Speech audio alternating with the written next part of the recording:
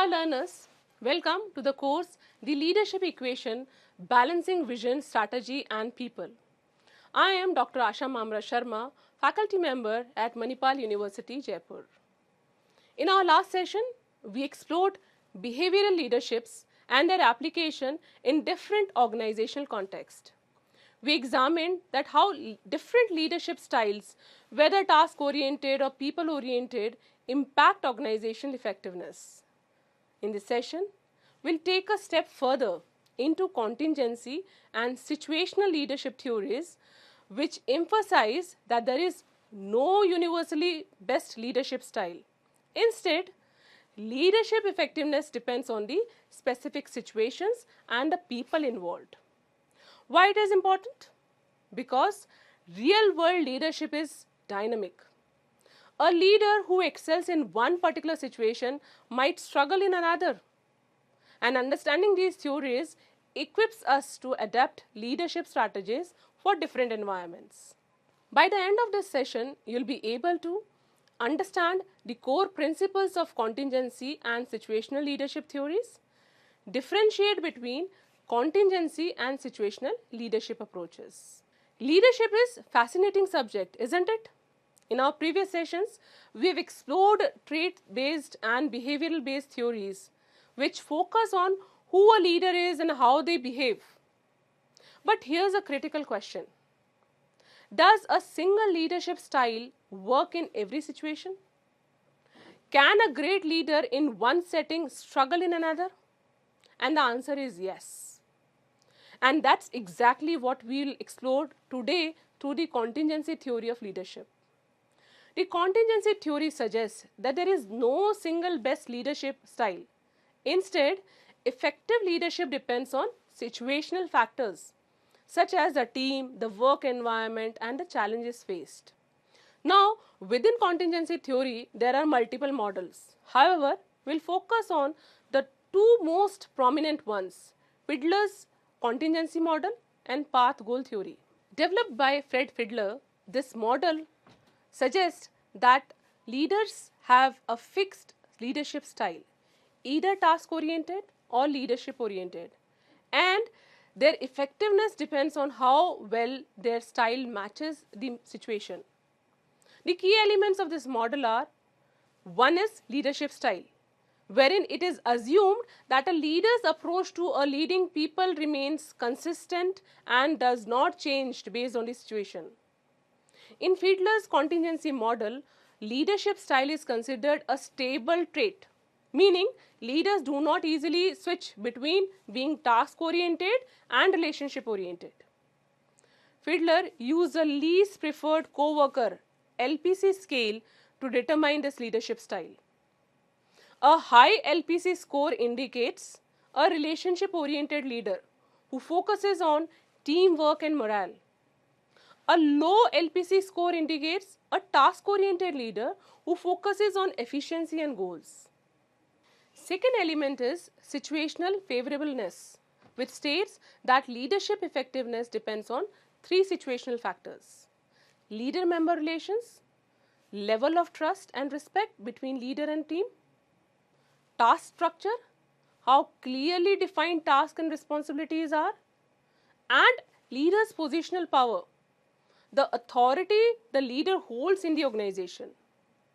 So the leaders are either task-oriented leaders who perform best in highly favorable or highly unfavorable situations like military crisis management, or relationship-oriented leaders who thrive in moderately favorable situations like corporate teams, HR roles, etc.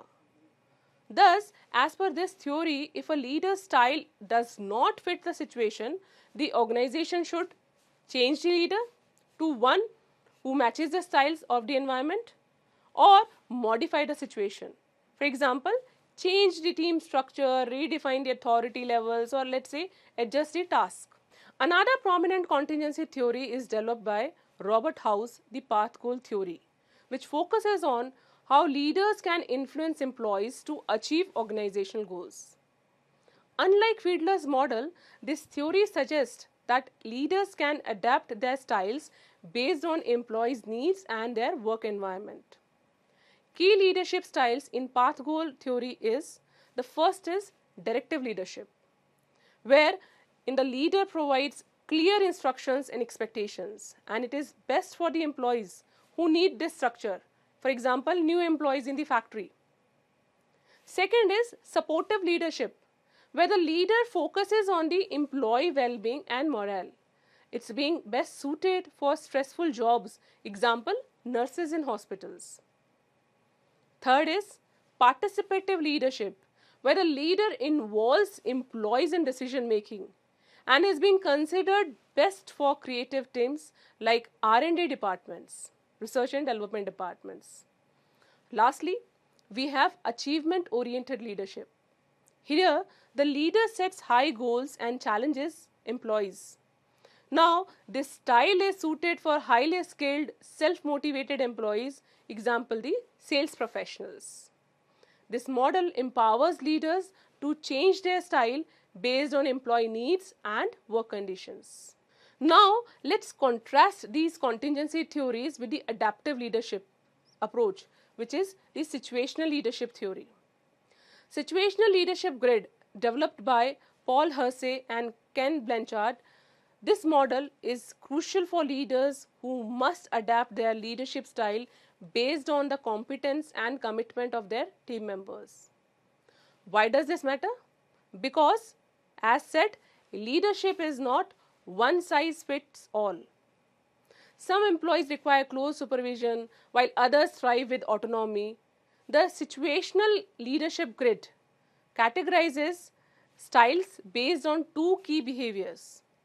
Supportive behavior, which is displayed on y-axis and shows how much encouragement and socio-emotional support a leader provides.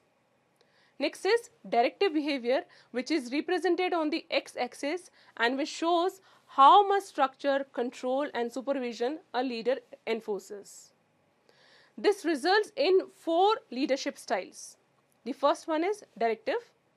Highly directive or low supportive style is being best suited for employees who have low competence but high commitment. These employees are eager but lack the necessary skills. Now, the leader's role here is to structure the task, give clear instructions and supervise closely. Like a new employee in a manufacturing unit, sets up step-by-step guidance to operate machinery. This style ensures clarity and efficiency in task execution. Second one is coaching, which is on high directive and high supportive environment. This coaching style is ideal for the employees which have some competence but variable commitment. They have potential but still need guidance and motivation. Leader's role here is to direct tasks while also provide encouragement and feedback. For example, a new salesperson who understands the basics but lacks the confidence in handling the clients. Now, this style employees build confidence while learning new skills. The third category is supportive, low directive, high supportive. Now, the supporting style suits for the employees which have high competence but variable commitment. They know their task but lack the motivation. Here, the leader's role is to offer encouragement, facilitate discussions, and empower employees. For example, a senior graphic designer facing creative burnout but may need motivation rather than instructions. Here, leaders act as mentors rather than the supervisors. The fourth style is delegating, low directive and low supportive. The delegating style is best suited for employees with high competence and high commitment. These employees are independent and self-motivated. Here, the leader's role is to assign tasks and trust employees to take the full ownership. For example, a project manager leading an experienced IT team will allow them to work autonomously. So, we may say that the key to effective leadership is adaptability. All great leaders know when to direct, coach, support or delegate based on their team's readiness.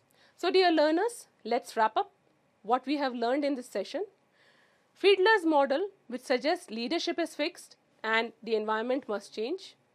We learned about path goal theory, which emphasizes leaders guiding teams towards success by choosing the right style, and situational leadership, which focuses on leaders adapting their approach to different dynamics. As we come to the end of week 2 on the foundations of leadership approaches, I hope this journey has helped you to gain a clear understanding of the fundamental principles of leadership.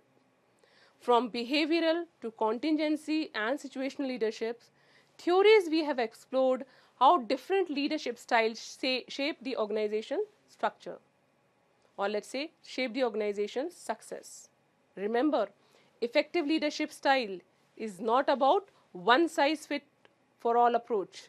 It's about understanding the context, the team, the goals to make the right leadership decisions. In the next session, we'll explore decision making by leaders. Until then, stay connected. Happy learning.